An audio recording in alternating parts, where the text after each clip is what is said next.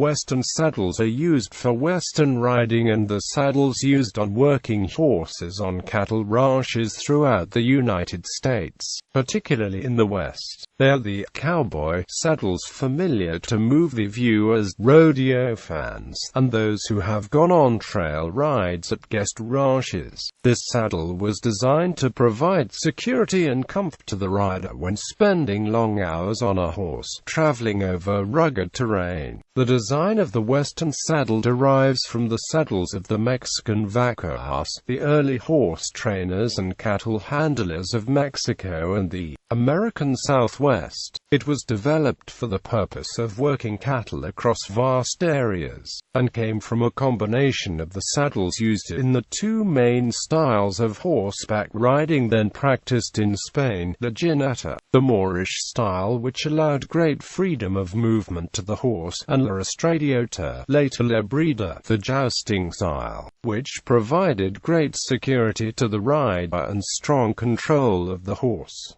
A very functional item was also added, the saddle horn. Quote, "This style of saddle allowed vaqueros to control cattle by use of a rope around the neck of the animal, tied a dallied around the horn. Today, although many Western riders have never roped a cow, the Western saddle still features this historical element." Another predecessor which may have contributed to the design of the Western saddle was the Spanish tree saddle, which was also influential in the design of the McClellan saddle of the American military, being used by all branches of the U.S. Army, but being particularly associated with the cavalry.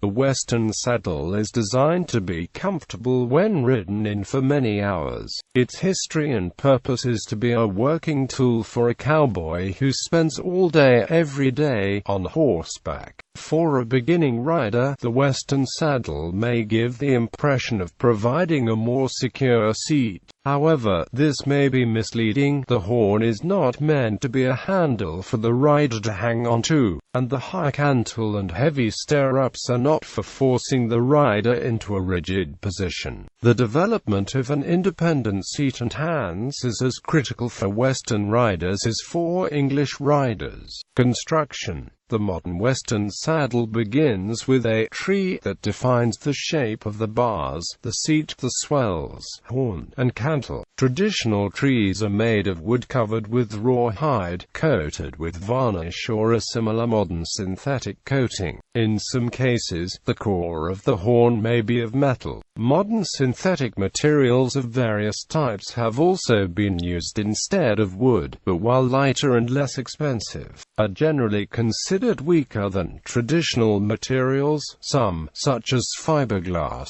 dangerously so. A high-quality tree is at the heart of a good saddle, particularly those used for sports such as steer roping, where the equipment must withstand considerable force. The tree is usually covered with leather on all visible parts of the saddle. The seat may have foam, rubber or other materials added between the tree and the top layer of leather to provide additional comfort to the rider, and leather or foam padding may be used to slightly alter the contours of the seat. Sheepskin is placed on the underside of the saddle, covering both the tree and the underside of the skirts. The cinch rings, made of metal, are attached to the tree as described under rigging below. For decoration, metal conchos, lacing, and small plates, usually silver or a silver-like substitute, are added. The leather parts of the saddle are often tooled into designs that range from simple to complex. The finest quality saddles often have hand-carved tooling that itself is considered a work of art. Western saddles compared to English saddles. The Western saddle is different from an English saddle in that it has no padding between the tree and the external leather and fleece skirting. The weight-bearing area of the saddle is large and usually covered with sheepskin, but it must be padded with a saddle blanket in order to provide a comfortable fit for the horse. Western saddles are extensively decorated. The carved leatherwork is often a true work of art, and intricately carved silver conchos and other Additions are frequently added to the saddle for show purposes. More than any other style of saddle, the Western saddle can be customized to be a true expression of the rider's taste and style. A fine quality Western saddle, properly maintained, is intended to last for a person's lifetime, or even beyond. Other differences between the Western and English saddles include stirrups. Those of the Western saddle cannot detach from the saddle in an emergency, but instead have a wider tread combined with the rider's high-heeled cowboy boots. The design minimizes the risk that the rider's feet will slip through the stirrup during a fall and the rider being dragged. Cinching, the method of securing the saddle to the horse, rather than buckling on as does the English girth. The Western girth, known as a cinch, is anchored with a flat strap of leather and nylon called a latigo that may be secured with a flat knot, or via holes added so that a buckle can be used, either in place of the knot or in addition to one. Seat and cantle. These parts of a Western saddle are more pronounced than in an English saddle and may provide greater comfort and security to the rider. Tree. The tree of a Western saddle is larger and covers more surface area than that of an English saddle. There is little padding between the tree bars and the underside of a Western saddle, whereas much of the weight-bearing area on an English saddle is supported by a large amount of internal flocking inside the panels.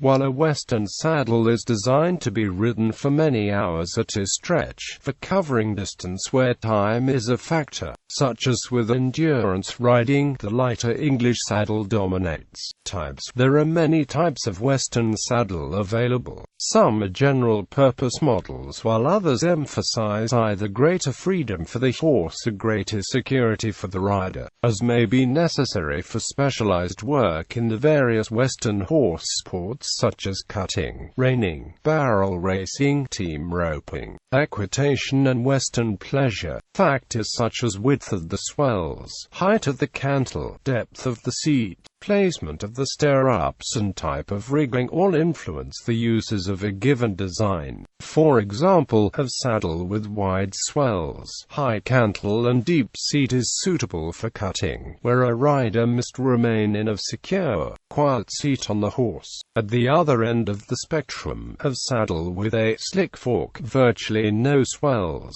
and a low cantle is suited for calf roping, where a rider must dismount quickly, often while the horse is still in motion, and not be caught up on the saddle. The most common variations include the following: roping saddle, heavy, sturdy saddle that usually has a thicker horn for securing a rope to low cantle, and slick fork that allows rider to dismount quickly when needed. Rodeo bronc riding saddle, hornless, deep-seated saddle with wide swells, having small fenders with oxbow-style stirrups, originally designed and made by rodeo innovator Earl Bascom in 1922. Cutting saddle, has a deep seat and wide swells, allows the rider to sit deep and securely through sharp stops and turns. Reining saddle, has a deep seat to allow the rider to sit deeply and more freely, swinging fenders for more leg movement on the rider's part. Barrel racing saddle, lightweight saddle with wide swells and high cantle which allows rider to sit securely but also allows the horse to perform fast sprints and sharp turns. Endurance saddle, lighter weight than most Western saddles, often without a horn, has a tree that spreads the rider's weight out over a large area of the horse's back, thus reducing pounds per square inch. Often has stirrups hung slightly farther forward to allow rider to get off the horse's back when traveling at faster speeds. Designed for long rides at faster speeds than a trail saddle. Trail saddle, designed for maximum comfort of rider as well as a good fit for the horse, features deep, padded seat, designed for long rides at slower speeds. Show saddle, may be based on roping, cutting, or other trees, but is characterized by additional leather tooling and silver decoration. Usually features a deep, padded seat that allows the rider to sit quietly and give the appearance of a smooth ride. Equitation saddle, show saddle with an especially deep seat to help hold a rider in place. Design variations. There are many variations of design and optional equipment elements that were influenced by geographic region, history, use and the body types of horses bred in a given area. Certain stylistic elements seen on some, but not all Western saddles include breast collar, an additional piece of equipment that runs from the saddle around the chest of the horse, lending both lateral stability and preventing the saddle from sliding back. Breast collars are particularly common on trail horses and roping horses, and stylized versions are often seen at horse shows. They are generally made out of leather, but may also be made of mohair, a synthetic cord similar to a front cinch, or from synthetic materials that resemble leather. Back cinch. A second cinch is often seen on working saddles, particularly full-rigged roping saddles. Made of several thicknesses of leather, it is adjusted just tight enough to touch the underside of the horse, but not tight enough to provoke discomfort bucking. It prevents the back end of the saddle from rising up in working situations, and when team roping, it also minimizes the saddle fork from digging forward into the horse's withers when a cow is dallied from the saddle horn. The back cinch is generally not required or used on a centerfire or 3/4 rigged saddle. Saddle strings, long strips of leather attached to the pommel and back jockey of working saddles, used for tying items to a saddle. Horn wrap, primarily seen on roping saddles. Extra wraps of leather or other material that thickens the horn and provides support for a dallied lasso. Tapaderos, leather covers over the toe that close each stirrup from the front. A tapadero prevents the rider's boot from slipping through and also prevents brush encountered while working cattle on the open range from poking through the stirrup, injuring or impeding the horse or rider. The tapadero was particularly seen on certain saddles of the vaquero tradition, but today is primarily a decorative element. Tapaderos are not show legal for Western-style horse show competition in most cases, but are often seen on saddles used by parade horses. Trees. There are several different sizes of trees commonly found in saddles. Trees differ in the width of gullet and bars of the saddle, pitch of the bars, and length of the bars. The tree also influences the shape of the pommel and cantle on the seat on the saddle, though the seat can be altered to fit a rider by adding padding and other materials to a far greater degree than the fit of the saddle tree's bars. On a horse, a wider gullet sits lower on the horse, while a narrow gullet sits higher and is designed to fit horses with higher withers. The bars form the primary loading surface of the saddle as its sight on the horse's back. A horse with a flat back and widely sprung ribs will require bars with a flatter pitch than a saddle made for a narrow horse, where a steeper pitch to the bars will keep the saddle placed properly. Most saddles are made with pre-manufactured trees which come in a limited range of sizes. Custom-made saddles may be able to have further alterations made to a standard tree. Regular. If a manufacturer has a regular barred saddle, it usually falls between 5 3/4 and 6. Often 90 degrees. Semi-quarter horse. This type usually has a gullet width of about 6.5 inches and steeper bars than most other trees. It is the narrowest common tree and, despite its name, fits many breeds of horse. Often 90 degrees. Quarter horse, full quarter horse. Terminology varies with manufacturer, but overall design is intended to fit stock horse breeds such as the American quarter horse. This type usually has a gullet width of about 6 3/4 inches, but may be up to 7 inch. It usually has a flatter pitch than the semi-quarter horse tree. Different makers tend to give different gullet dimensions in quarter horse and full quarter horse stays. usually between 90 and 94 degrees. Arabian, depending on manufacturer, has a 6.5, 6 3/4 width gullet but a very flat pitch. The tree usually has shorter bars than full and semi-quarter horse trees, intended to fit smaller horses with short but wide backs, such as the stock horse type Arabian and Morgan. Haflinger are very wide, designed for semi-draft breeds such as the Haflinger horse, which are short-backed, heavy, low-withered horses, often have a flat pitch and very little rock. Draft are designed for riding draft horses, usually greater than 94 degrees. Pony, narrow gullet, flat pitch to the bars, very short tree, designed for children and smaller ponies such as the Shetland and Welsh pony.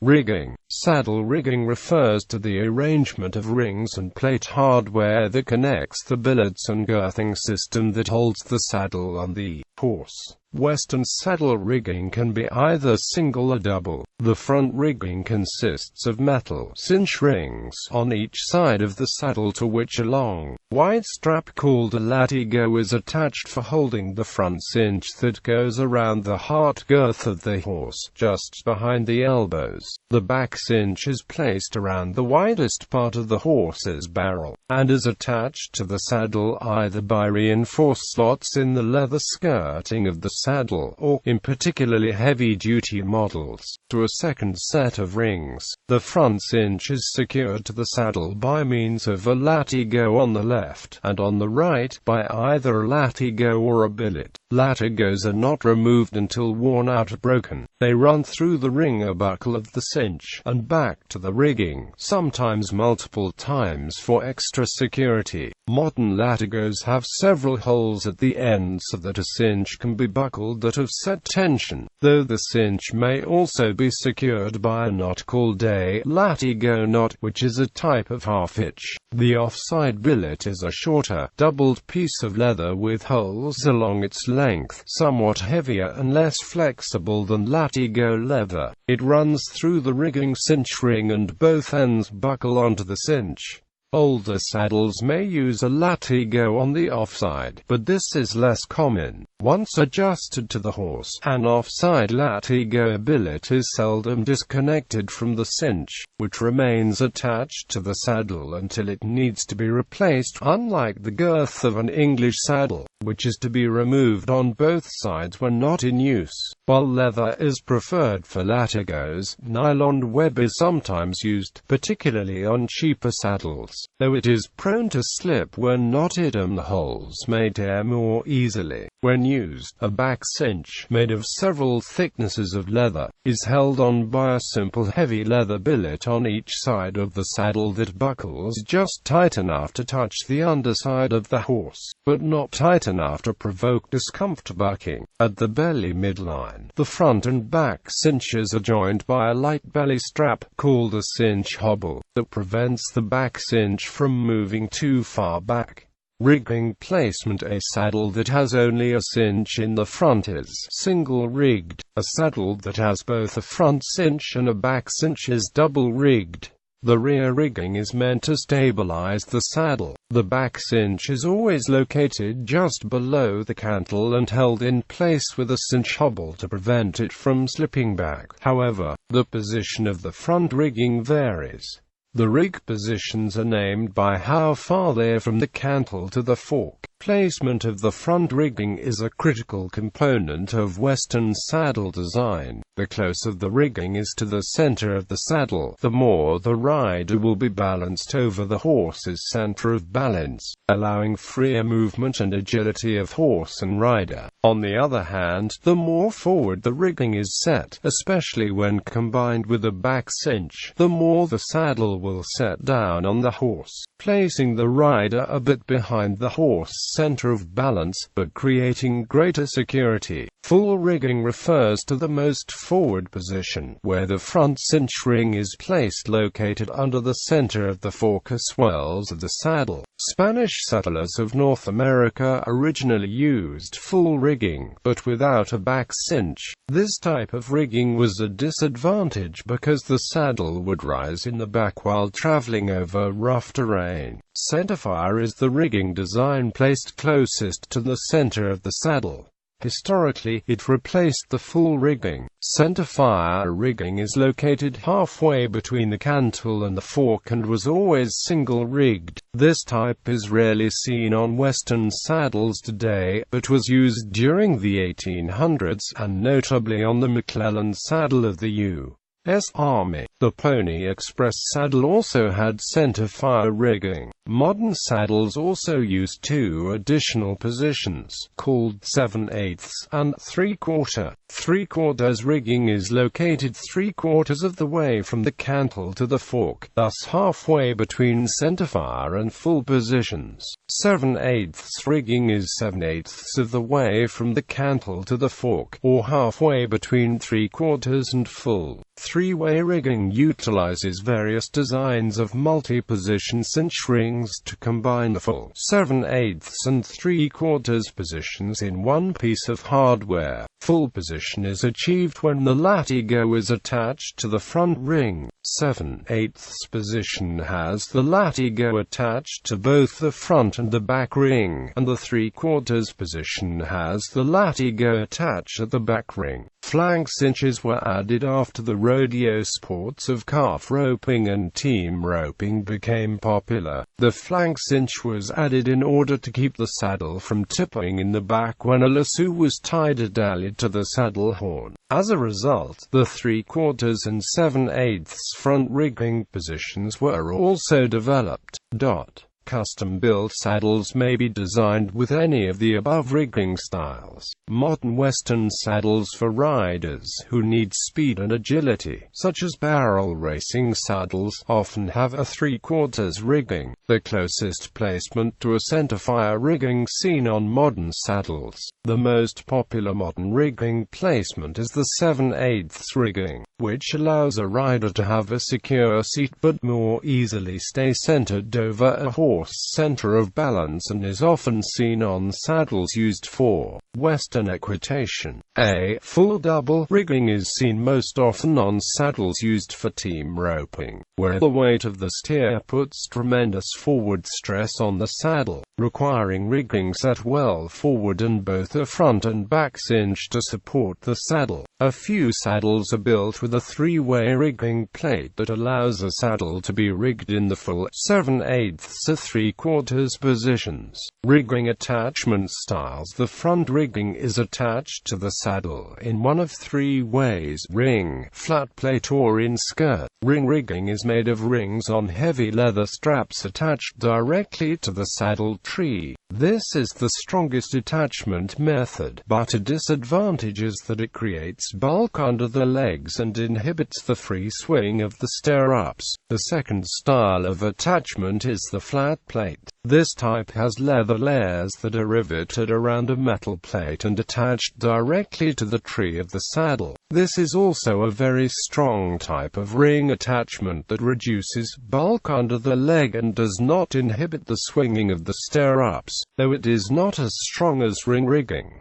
The third style is the in-skirt, where the rings or plates are attached directly to the saddle skirt. The advantage of having an in-skirt rigging is that it provides the least amount of bulk under the leg compared to the other styles of attachment. Two variations exist: the built-in and the built-on. The built-in rigging design makes the attachment of the rings very strong by sandwiching the rings with layers of leather and then sewing and riveting them to the skirt.